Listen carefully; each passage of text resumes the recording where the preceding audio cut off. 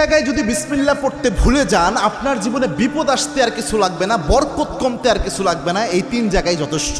খুব মারাত্মক একটা বিষয়। বিসমিল্লাহ তো মোটামুটি সব ভালো কাজের শুরুতেই পড়া হয়, তবে সব জায়গায় ভুলে গেলে ওই 3 জায়গায় মিনিমাম ভুলা উচিত নয়। তার মধ্যে 1 নাম্বার যেটা, এটা আমি সবচেয়ে গুরুত্বপূর্ণ মনে করি, সেটা হচ্ছে বর্তমান পরিস্থিতিতে, এটা হচ্ছে আপনার বাথরুমে প্রবেশের শুরুতে বিসমিল্লাহ পড়া। অনেকে বলতে পারেন, হুজুর বাথরুমে ঢুকবেন আবার বিসমিল্লাহ কিভাবে?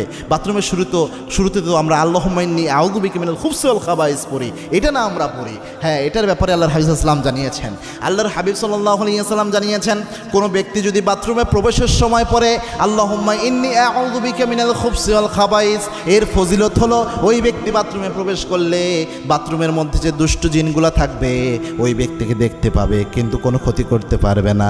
কিন্তু কোনো ব্যক্তি যদি বিসমিল্লাহ লাগিয়ে দিতে পারে, বিসমিল্লাহি আল্লাহুম্মা ইন্নী আউযু বিকা মিনাল খুবসি ওয়াল খাবাইস, এই বিসমিল্লাহ সহ যদি দোয়াটা পড়তে পারে,